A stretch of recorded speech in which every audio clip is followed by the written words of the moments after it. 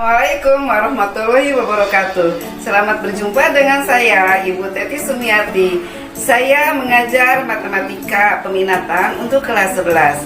Pada kesempatan kali ini, saya akan membahas mengenai materi polinomial atau suku banyak, di mana standar kompetensinya adalah menggunakan aturan suku banyak atau polinomial dalam menyelesaikan masalah.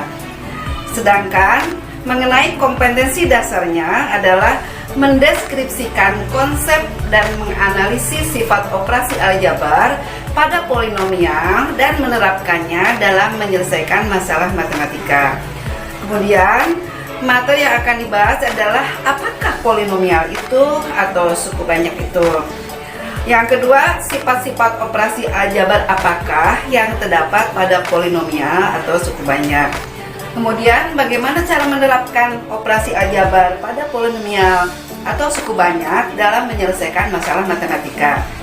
Dan kemudian ada beberapa contoh mengenai penerapan operasi aljabar pada polinomial atau suku banyak. Kemudian pengertian suku banyak atau polinom. Perhatikan bentuk-bentuk aljabar berikut ini. Di sini adalah bentuk suku banyak atau polinom dalam variabel x. Di sini ada yang berpangkat 3, x pangkat 3 min 6x pangkat 2 min 7x plus 6. Kemudian ada yang berpangkat 4, 2x pangkat 4 min 2x pangkat 2 ditambah 5x min 6. Kemudian ada yang berpangkat 3, x pangkat 2 min x plus 3. Kemudian ada yang x-nya berpangkat 1, x tambah 4. Nah, pada suku banyak atau polinom ini ada yang suku banyak lengkap, di mana pangkat atau derajatnya itu mulai dari pangkat yang tertinggi sampai yang terendah itu berurut. Tapi ada juga yang termasuk suku banyak atau polinom yang tidak lengkap. Jadi misalnya ini contohnya seperti ini 2x pangkat 4 min 2x pangkat 2 plus 6x min 2x pangkat 4 min 2x pangkat 2 plus 5x min 6. Di sini yang berpangkat 3-nya tidak ada. Jadi ini termasuk suku banyak atau polinom yang tidak lengkap. Kemudian untuk yang atas x pangkat 3 min 6x pangkat 2 min 7x plus 6, ini ada termasuk suku banyak atau polinom yang lengkap.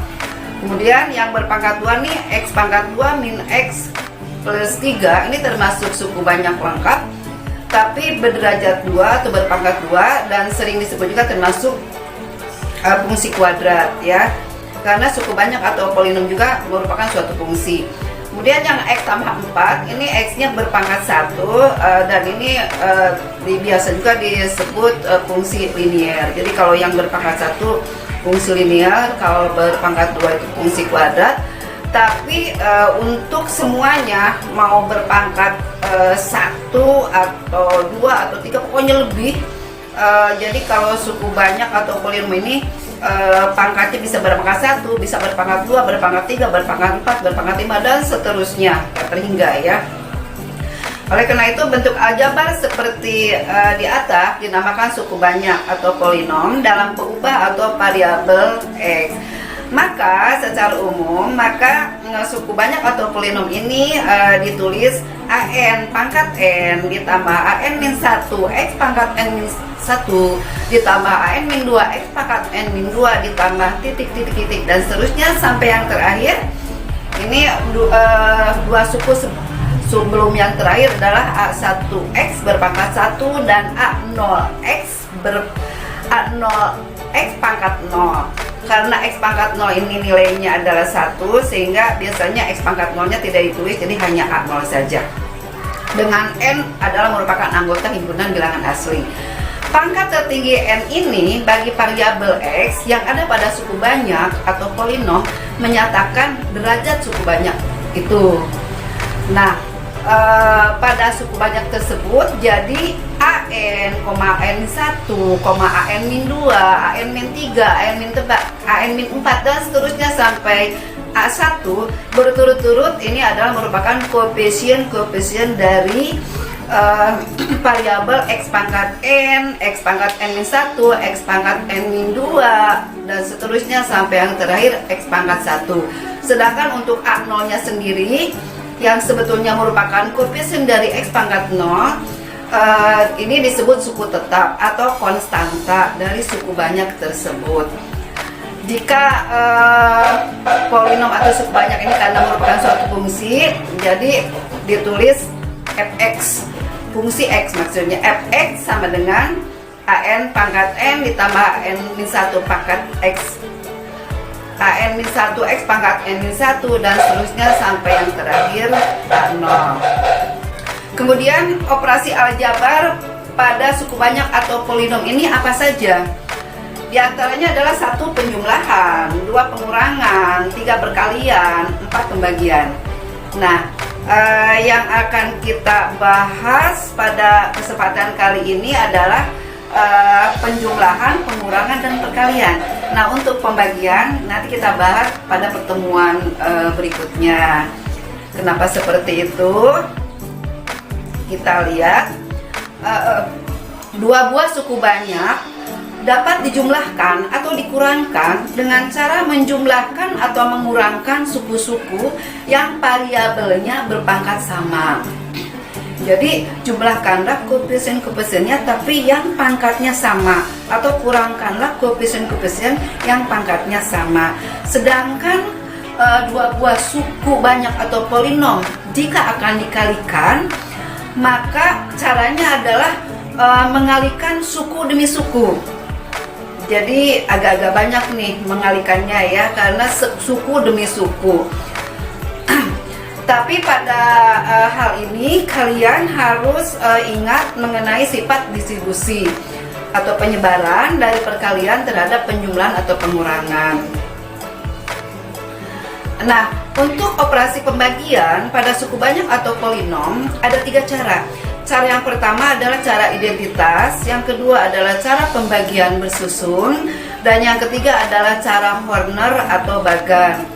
Nah, ini tidak dibahas pada kesempatan ini, tapi nanti kita bahas di pertemuan berikutnya, karena untuk operasi pembagian ini materinya agak banyak ya. Jadi kita lanjutkan untuk penjumlahan, pengurangan, dan perkalian. Ada beberapa contoh. Bukan beberapa contoh, contohnya sih satu saja.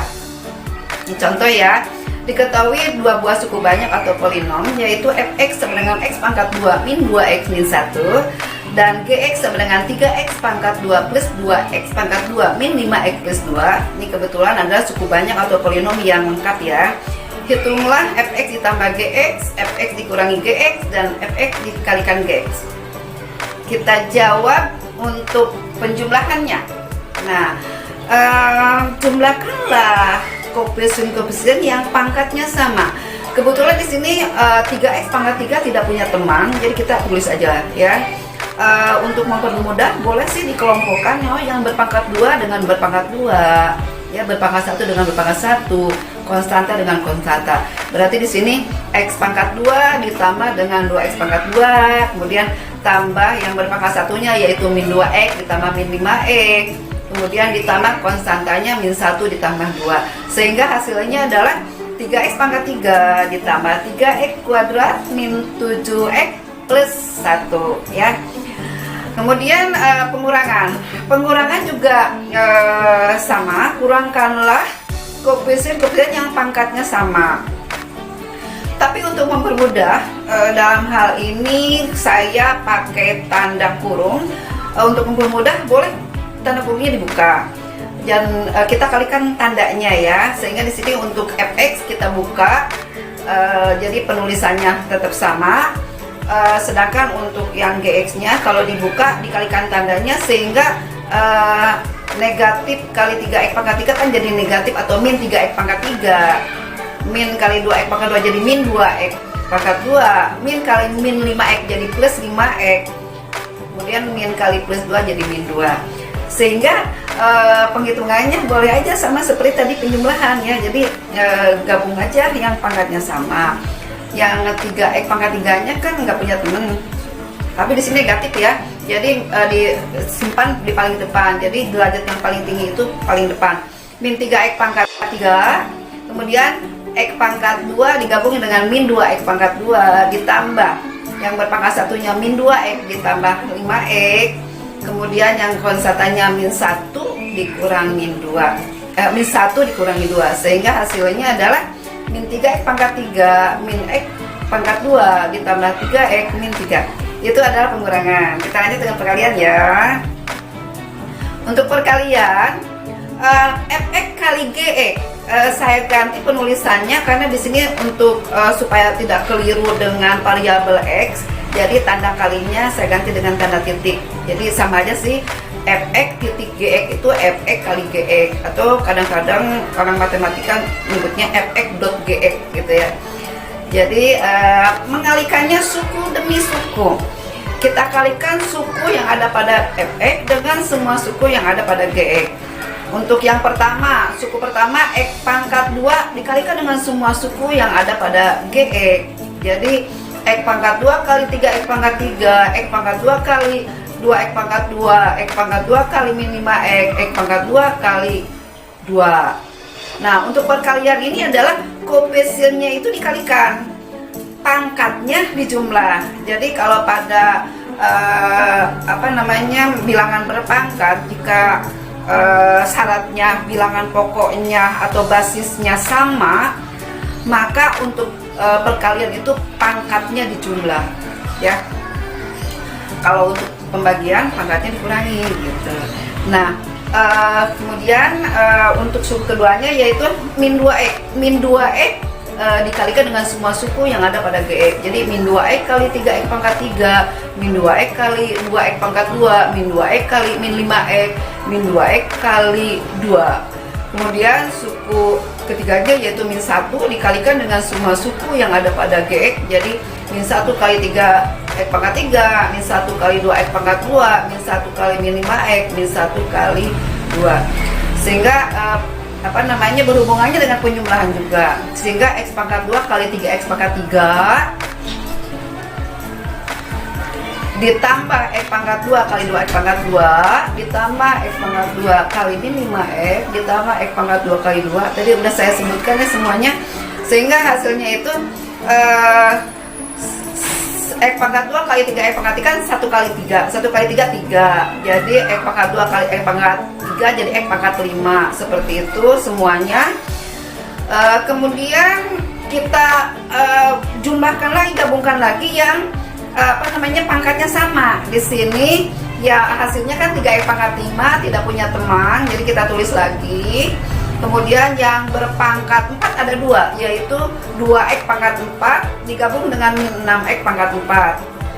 Kemudian ditambah dengan yang berpangkat 3 ada 3, ini min 5X pangkat 3, min 4X pangkat 3, min 3X pangkat 3. Itu digabung. Kemudian yang berpangkat 2 juga ada 2, yaitu 2X pangkat 2 ditambah 10X pangkat 2 min 2X pangkat 2. Kemudian yang variabel X berpangkat satunya yaitu min 4X ditambah 5X, sedangkan konstantanya hanya ada 1 yaitu min 2. Sehingga hasilnya adalah 3X pangkat 5 min 4X pangkat 4 min 12X pangkat 3 ditambah 10X pangkat 2 ditambah X min 2. Itu adalah hasil perkalian suku banyak fx kali gx. Untuk perkalian memang karena mengalikannya adalah suku demi suku, jadi agak banyak. Di sini dibutuhkan ketelitian. Kalian ini kalau untuk mengalikan pasti pada bisa, tapi kadang-kadang karena tidak teliti jadi hasilnya salah. Oleh karena itu diperlukan ketelitian pada waktu mengalikannya, jangan sampai salah antara mengalikan suku demi suku. Demikian materi pada kesempatan kali ini, yaitu mengenai operasi penjumlahan yang terdapat pada polinomial atau suku banyak, yaitu untuk penjumlahan, pengurangan, dan perkalian. Sedangkan untuk operasi pembagian nanti kita bahas pada pertemuan berikutnya, karena itu ada 3 cara dan materinya agak banyakkan lah. Sampai sini dulu, kita akhiri dengan baca hamdalah. Alhamdulillahirrahmanirrahim. Selamat berjumpa kembali dengan pertemuan berikutnya. Assalamualaikum warahmatullahi wabarakatuh.